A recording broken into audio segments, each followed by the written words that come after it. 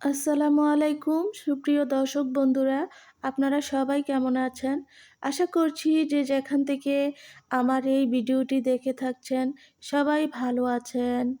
তো বন্ধুরা, আজকে আপনাদের জন্য নতুন আরেকটি গরুর মাংসের রেসিপি নিয়ে চলে এলাম। তো স্ক্রিনে দেখে হয়তো বুঝতে পারছেন কতটা লোভনীয় স্বাদে আজকের এই রান্নাটি আমি করেছি শুধু আপনাদের সাথে শেয়ার করব বলে।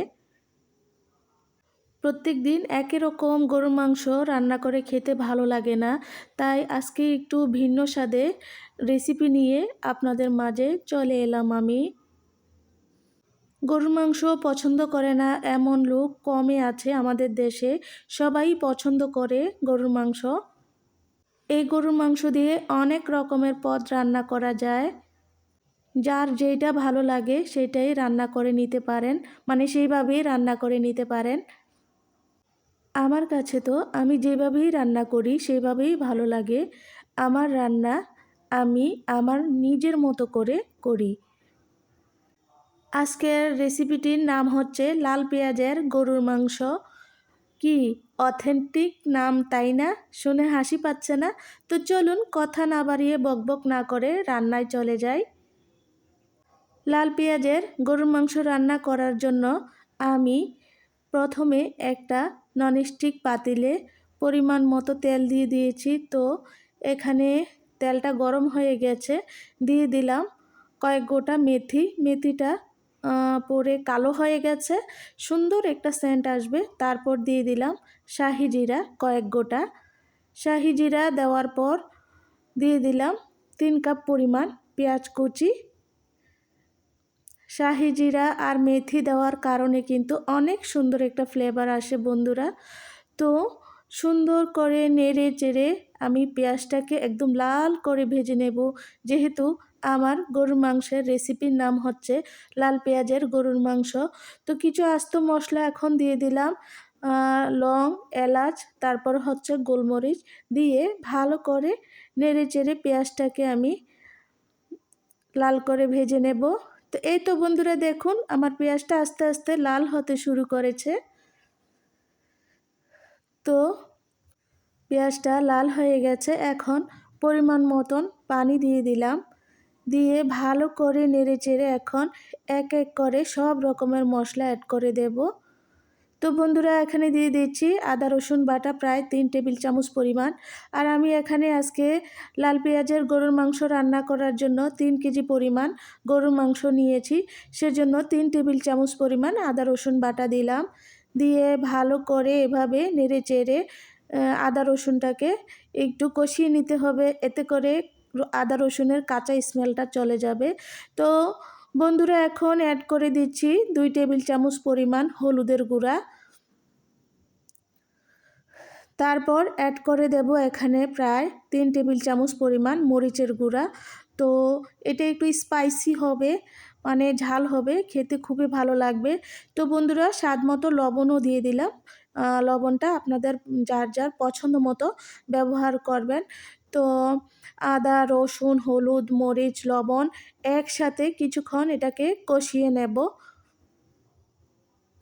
আমার রেসিপির নাম যেহেতু লাল পেঁয়াজের গরুর মাংস, তাই আজকে আমি এখানে বড় সাইজের 6টা লাল পেঁয়াজ ব্যবহার করেছি। আর মরিচের গুঁড়োটা বেশি ব্যবহার করেছি, সেজন্য অনেক লাল দেখাচ্ছে, মানে ঝোলটা অনেক স্পাইসি দেখাচ্ছে। তো এভাবে কিছুক্ষণ নেড়ে চেড়ে কষিয়ে নেব। চুলার আঁচটা মিডিয়ামে রাখবো, না হয় নিচ থেকে পোড়া লেগে যাবে। তো বন্ধুরা, আমার মশলাটা কষানো হয়ে গেছে, উপরে তেল ভেসে উঠেছে। এখন আমি এক এক করে গরম মশলা অ্যাড করে দেব। এখানে দিয়ে দিচ্ছি ভাজা জিরার গুঁড়া 1 টেবিল চামচ পরিমাণ। দিয়ে ভালো করে নেড়ে চেড়ে এটাকে আরও কিছুক্ষণ কষিয়ে নিতে হবে। তারপর অন্য মশলা আমি অ্যাড করে দেব। জিরার গুঁড়া দেওয়ার কারণে কিন্তু অনেক সুন্দর একটা স্মেল পাচ্ছি। এখন দিয়ে দিচ্ছি ধনিয়া আর গোলমরিচের গুঁড়া 1 টেবিল চামচ পরিমাণ। দিয়ে আবারও ভালো করে নেড়ে চেড়ে দিলাম।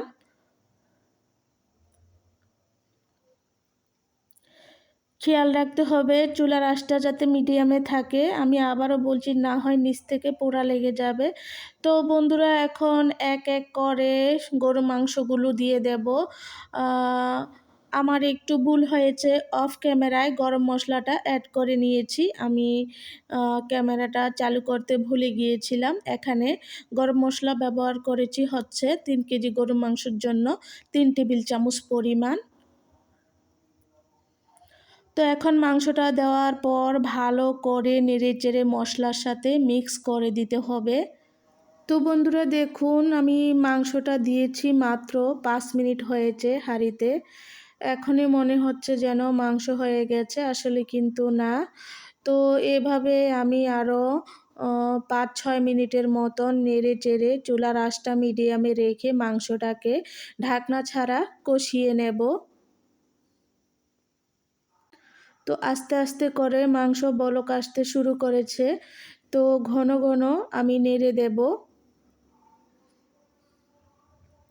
হোমমেড মশলায় আমি আজকের এই রান্না করছি। আমার অন্য ভিডিওতে এই মশলার রেসিপি আছে, চাইলে আপনারা দেখে আসতে পারেন আমার ভিডিও কিভাবে আমি এই হোমমেড মশলা তৈরি করি।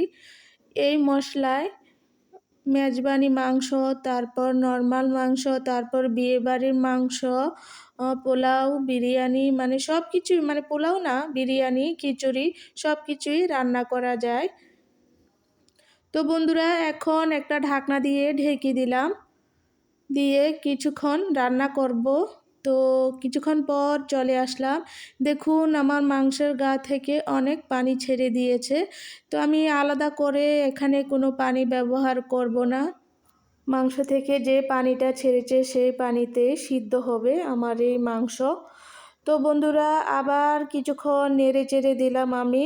দেখুন নেড়ে চেড়ে দেওয়ার পর আবার আমি ঢাকনা দিয়ে দেব। যথেষ্ট পরিমাণ ঝোল উঠেছে। তো ঢাকনাটা দিয়ে আমি রান্না করব যতক্ষণ না পর্যন্ত মাংসটা সিদ্ধ হয়, মাঝে মাঝে নেড়ে দেব। তো বন্ধুরা দেখুন প্রায় 1.5 ঘন্টা পর আমার মাংসটা কত সুন্দর হয়েছে, কালারটা কত লোভনীয় হয়েছে। রেসিপির নাম যেহেতু লাল পেঁয়াজের গরুর মাংস, দেখতেও কিন্তু সেরকমই হয়েছে, লোভনীয় হয়েছে, খেতেও কিন্তু অনেক মজা হয়েছিল। তো আমার এই আজকের রেসিপিটি কেমন লেগেছে আপনারা কমেন্ট করে কিন্তু জানাতে ভুলবেন না। তো আজকের মতো বন্ধুরা আমি বিদায় নিচ্ছি। সবাই ভালো থাকবেন, সুস্থ থাকবেন। আল্লাহ হাফেজ।